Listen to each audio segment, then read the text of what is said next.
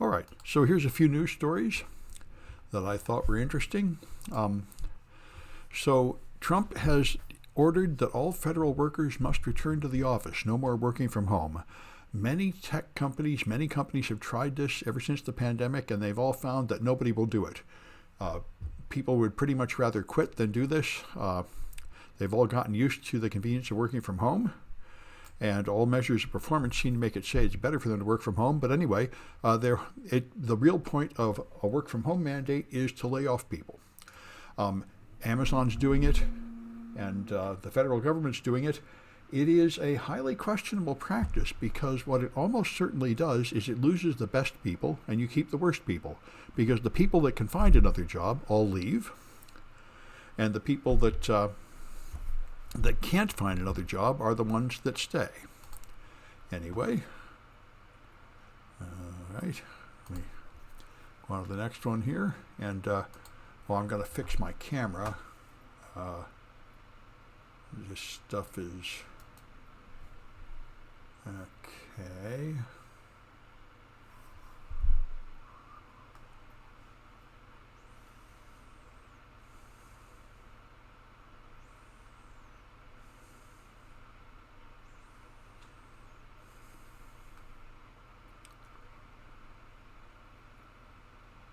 Well, I'll have to try it later. All right, I do have a webcam, but it requires some adjustment, and I got to wait for this fan to cool off my machine a bit before it let me do it. Or anyway, so you probably heard about DeepSeek. It's all the news. It's a new AI from China that is much cheaper, like apparently $10,000 cheaper to make and run than the American one. So it is causing the stock market to crash and all the companies to lose money and everybody to freak out, because the American companies just announced that they're going to add $17 billion, or $500 billion over the next 4 years in AI, and now it seems like they don't really have to do that. So we'll see what comes of that. But it's very exciting, and if you got a chance to play with DeepSeek, you'll see it's very good. I've tested it, and it is indeed very impressive. Just a moment, I think I have an idea how to fix this camera. I have got an idea how to fix it. Okay. There we go. All right, good. All right, so that's the biggest news. So you may have heard of Spectre and Meltdown.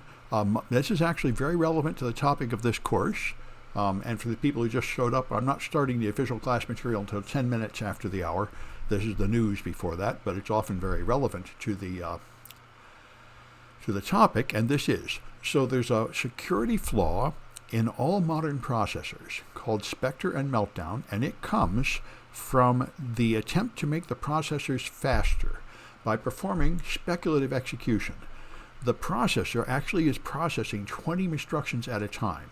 You process one instruction and you're finishing that, and you have 20 other instructions beyond it queued up where portions of that instructions are being executed. Now the problem is one of those instructions might be an if statement, what technically you call a jump, a conditional jump, which says if you are not authorized to see certain information, then skip these commands. So before you execute the if statement that tells you you're not allowed to do something, parts of the processor have already begun to do that thing. That's called speculative execution. Now the processor, if it decides that you're not going to execute those instructions after all, is supposed to clean up the results and move on. But it doesn't do that perfectly, so it leaves evidence behind of the instructions that you were not allowed to execute in the form of cached information, so queries will be faster for information that was cached.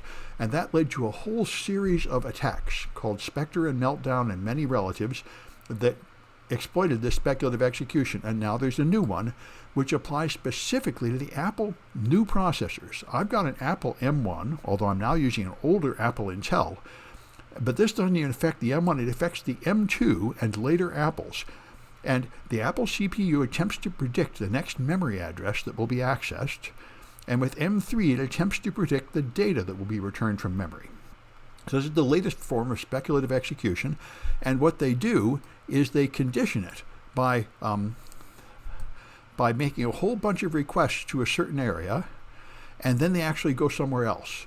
And anyway, they're able to trick it into guessing what's going to come next, and revealing the contents of that memory and going somewhere else. So again, this is an attack that they can run on a machine by just you opening a web page in JavaScript. So works Spectre and Meltdown, and it can dump out secret information that defeats the security barrier. So the problem with Spectre and Meltdown has been that you cannot patch it very well in software because it's a fundamental hardware flaw of the processor, and this appears to be one too. So it's not clear what we're going to do.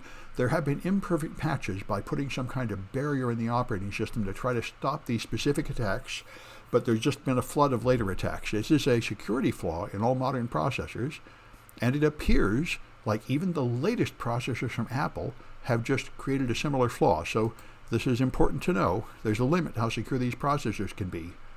And I'm not aware of any modern processors you can buy that don't have flaws like this. So DARPA, the part of the government that does research, is they want to prevent money laundering. Money laundering is a huge problem. A lot of businesses out there launder money. It's a big deal, especially now that we have sanctions all over the place. And they want to make an automated process to prevent money laundering, and they'll give you a prize if you think of a good one. Yeah, a lot of people, I know you have questions about the class in 4 minutes. I'll be done with the news, and then I'll just start handling the questions about the class. All right. So Trump seems to be imitating his hero, Vladimir Putin. He always thinks Putin is a great leader, so he seems to be wanting to take over our neighbors the way Putin took over Ukraine, or is trying to take over Ukraine. He wants to take over Canada, and he wants to start a war with Mexico, and he wants to take over Greenland, and he wants to take over Panama. And he has said he wants to use military force for some of these. And so the first step is to rename things. And Google Maps, now that the official government proclamation has come out in form of an executive order from Trump, has now renamed the Gulf of Mexico the Gulf of America, and they've renamed Mount Denali Mount McKinley.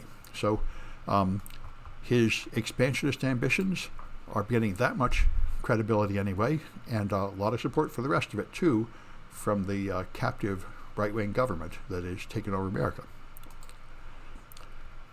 And so this is very interesting. If you add Tiananmen Square to your skills section in LinkedIn, then you will get this message before long that LinkedIn has blocked your profile in China.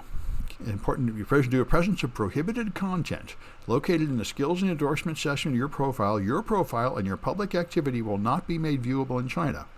So this is an interesting fact to be aware of. Not really surprising, because I think it's illegal to talk about these topics in China.